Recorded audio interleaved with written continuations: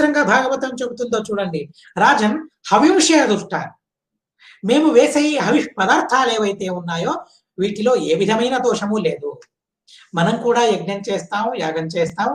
కానీ యజ్ఞంలో యాగంలో సమర్పించే ద్రవ్యాలు, ఆ ద్రవ్యాల్లో పదార్థాల్లో ఎన్ని దోషాలు ఉంటాయి, ఎన్ని దోషాలు ఉంటాయి మనం గమనించామా? లేదే.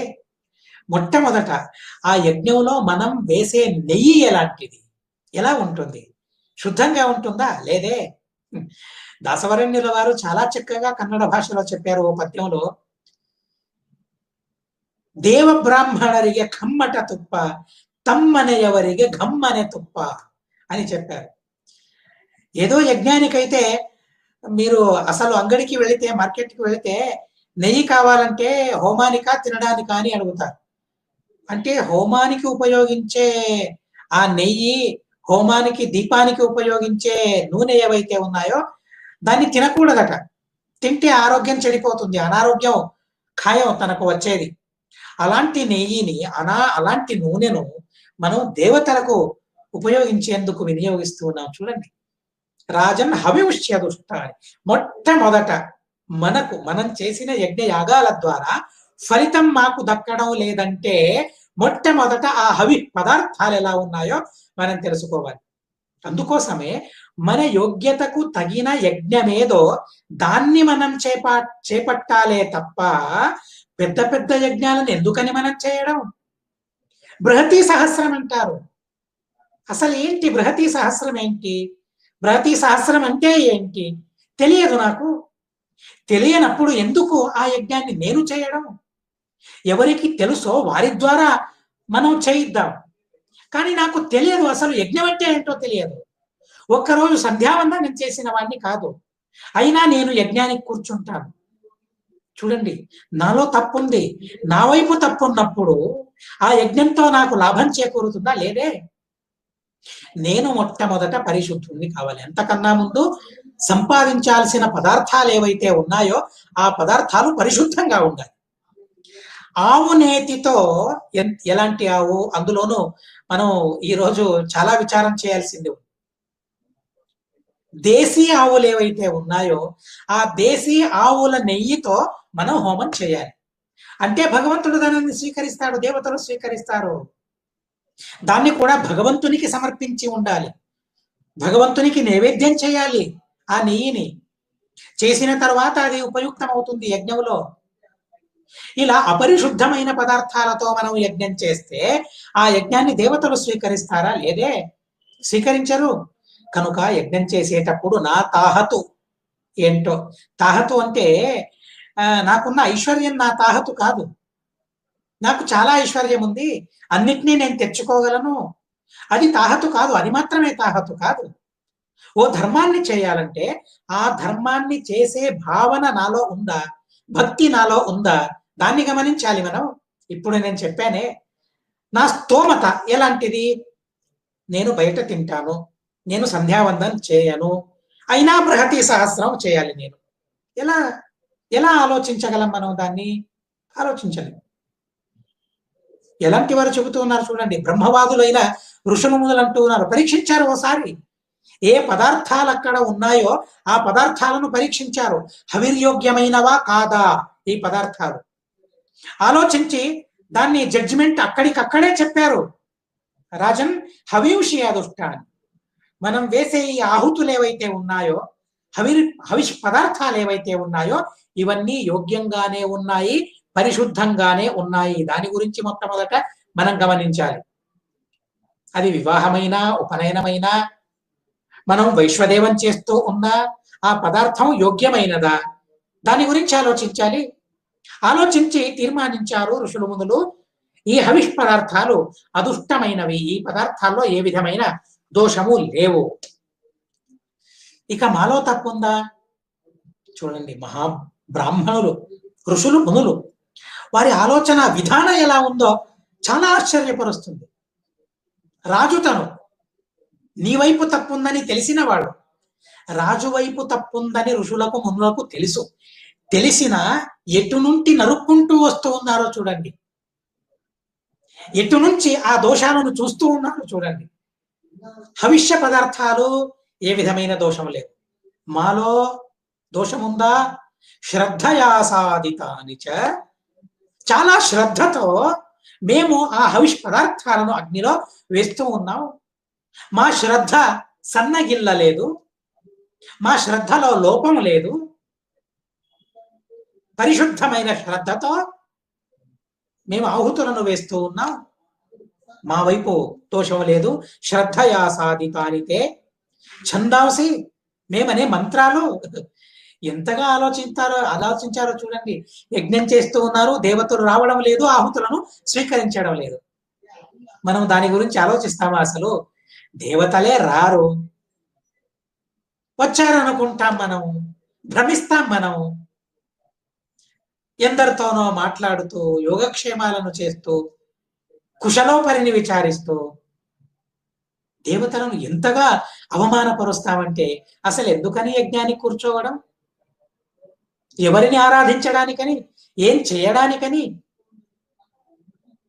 ఆలోచించాలి. మనం యజ్ఞం చేసేటప్పుడు పూజను చేసేటప్పుడు నిరంతరం మాట్లాడుతూ ఉంటాం. ఎందుకని కూర్చున్నా మనం? ఆలోచించలేము, ఆలోచించాలి. ఆలోచిస్తూ ఉన్నారు బ్రహ్మవాదులైన ఋషులు. మేము మంత్రాలను చదువుతూ ఉన్నాం. మేము చదివే మంత్రాలలో ఏవైనా దోషాలు ఉన్నాయా? మంత్రాల్లో దోషం ఏమీ లేదు. అనడం ద్వారా ఆ మంత్రాల్లో దోషాలు వస్తాయి. ఏ స్వరం పైన అనాలో, ఏ స్వరం క్రింద అనాలో దాన్ని గమనించి ఆ విధంగా అనాలి. స్వరలోపం జరిగితే అలాంటి యజ్ఞం సత్ఫలితాన్ని అందివ్వదు. కనుక ఋషులు అన్నారు, మేము పరిశుద్ధంగా మంత్రాలను అంటూ ఉన్నాం. ఏ విధమైన లోపం, దోషం ఆ మంత్రాల్లో లేవు. పరిశుద్ధంగా మంత్రాలను అనాలంటే నాలుక తిరగాలంటే నిషిద్ధమైన పదార్థాలను తినకూడదు. నిషిద్ధమైన పదార్థాలను తింటే పలకడానికి వీలు కాదు, నాలుక తిరగదు వారికి. అలాగైతే పరిశుద్ధంగా అచ్చుగుద్దినట్లు ఎలా మంత్రాలు ఉన్నాయో అలాగే, స్వరాలు ఎలా ఉన్నాయో అలాగే అనాలంటే ఎంతటి నిష్ఠను తను పరిపాలిస్తూ ఉండాలి. బయట తినకూడదు, నిషిద్ధమైనవి తినకూడదు, అధికంగా తినకూడదు. నిరంతరం భగవంతుణ్ణి స్మరిస్తూ ఉండాలి. తనలో భక్తి ఉండాలి, సదాచారం తనలో ఉండాలి, సద్విచారాలు ఉండాలి. ఇటు 7 తరం అటు 7 తరం శుద్ధంగా ఉండాలి. అది సర్వథా అసాధ్యం ఈ రోజుల్లో. ఒక్క తరమైనా పరిశుద్ధంగా ఉండాలి. నా తల్లిదండ్రులు పరిశుద్ధంగా ఉండాలి. ఎన్ని నియమాలను శాస్త్రాల్లో చెప్పారో బ్రహ్మవాదులు విచారిస్తూ ఉన్నారు. మేమనే మంత్రాల్లో కూడా ఏ విధమైన దోషాలు లేవు, పరిశుద్ధంగా మంత్రాలను అంటూ ఉన్నాను. దాన్ని గమనించడానికి కూడా ఒకరు ఉంటారు అక్కడ. కర్మలను సరిగ్గా అందరూ చేస్తూ ఉన్నారా లేదా పర్యవేక్షించడానికి కొందరు ఉంటారు అక్కడ. ఎక్కడైనా తప్పు జరుగుతూ ఉంటే తను దాన్ని సూచించాలి. ఇక్కడ ఇలాంటి తప్పు జరుగుతూ ఉంది, దాన్ని సరి చేసుకోవాలి. ఇక్కడ పదార్థం, ఆహుతిలో వేసే పదార్థం వ్యత్యాసం అవుతుంది, దాన్ని గమనించాలి. ఏది చేతిలో దొరికితే దాన్ని ఆహుతిగా మనం వేస్తే ఆ యజ్ఞం ద్వారా సత్ఫలితాలను మనం రాబట్టుకోగలమా? లేదే. కనుక ఎక్కడెక్కడ శుద్ధి ఉండాలో దాన్నంతా గమనించి చెబుతూ ఉన్నారు. ఛందాంస్యయాతయామాని అంటే యజ్ఞం చేయాలంటే ఆ వేదాలు అయాతయామంగా ఉండాలట. ఏంటి అయాతయామంగా ఉండటం అంటే, ఆ వేదాలను నిరంతరం ప్రతిరోజు పఠిస్తూ ఉండాలి, ప్రతిరోజు వేదాధ్యయనం చేస్తూ ఉండాలి. ప్రతిరోజు వేదాధ్యయనాన్ని చేస్తూ ఉన్నవారే ఆ మంత్రాలను పఠిస్తూ అగ్నిలో ఆహుతిని వేయాలి. అసలు మంత్రం అంటే తెలియదు, తంత్రం అంటే తెలియదు. అలాంటి నేను హోమానికి కూర్చుంటే ఎలా ఫలం రాగలదు, ఎలా ప్రయోజనం సిద్ధించగలదు? దాన్ని కూడా చెబుతున్నారు. ఛందాంసి అయాతయామాని, ప్రతిరోజు మేము వేదాలను వల్లె వేస్తూనే రాలేదు. 4 గంటల తరువాత, 4 గంటలు గడిచిన తరువాత అన్నాన్ని మనం తింటామా? తినకూడదు, నిషిద్ధమది ఆ అన్నం. యాతయామమైన ఆహారం ఎలా భోజనానికి అనర్హమో అలాగే యాతయామమైన మంత్రాలు కూడా యజ్ఞానికి అనర్హం. అంటే తనేం చేయాలి? ప్రతిరోజు ఆ మంత్రాలను పఠిస్తూ ఉండాలి. అలానే మేం ప్రతిరోజు పారాయణం చేస్తూ ఉన్నాం. ఏ ఒక్కరోజు వేద పారాయణాన్ని పరిత్యజించిన వాళ్ళం కాదు. దాని వైపు కూడా వాళ్ళు ఆలోచిస్తూ ఉన్నారు. ఛందాంసి అయాతయామాని, ఇలా ఆలోచించిన తరువాత యోజితాని ధృతవ్రతై, ఆ వ్రతాన్ని ధరించి మేము ఆ ఆహుతులను ఇస్తూ ఉన్నాం. నవిదామేహ దేవానాం హేళనం భయమన్వ. దేవతలు రాలేకపోతూ ఉన్నారు, రావడం లేదు. దేవతలు రావడం లేదంటే వాళ్ళకేదో అవమానం జరిగి ఉండాలి. కానీ మా వైపు నుండి దేవతలకు ఏ విధమైన అవమానం జరగలేదు. ఖచ్చితంగా తేల్చి చెబుతూ ఉన్నారు ఆ పురోహితుడు, బ్రహ్మవాదులైన పురోహితుడు. మేము సంపాదించిన పదార్థాల్లో ఆహుతుల్లో దోషం లేదు, మాలో దోషం లేదు, చదివే మంత్రంలో దోషం లేదు, మాలో కూడా దోషం లేదు. కానీ ఎక్కడ దోషం ఉందో మాకు తెలియటం లేదు అని అన్నారు. ఎక్కడ దోషం ఉందో మాకు తెలియటం లేదు. దేవతలకు ఎలాంటి అవమానం జరిగిందో మాకు అసలు తెలియడం లేదు అని వాళ్ళు అంటూ ఉన్నారు. నవిదామయ దేవానాం హేళనం భయమన్మతి ఎన్ నగృహంతి భాగాన్ స్వాన్ ఏ దేవా కర్మ సాక్షిన. వారందరూ దేవతలు ఎలా ఉంటారంటే మేం చేసే కర్మలకు వాళ్ళు సాక్షులట, దేవతలందరూ కూడా. కనుక మన కర్మను గమనించి దేవతలు రారు, మన కర్మ ఉన్నప్పుడు దేవతలు వస్తారు. కనుక దేవతలు రాకపోవడానికి కూడా ఏదో కారణం ఉండనే ఉంటుంది. మాలాగా విసుగు ఆలస్యం దేవతలకు లేదు. ఎక్కడ పిలిచినా, ఎన్ని చోట్ల పిలిచినా ఆ దేవతలకు అనేక రూపాలు ఉండటం వల్ల అన్ని చోట్లకు ఆ దేవతలు వెళతారు వారి వారి పూజను స్వీకరించడానికి.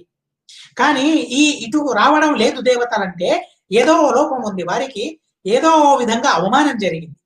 పదార్థాలు సరిగ్గా ఉండకపోతే దేవతలకు అవమానం జరిగినట్లు.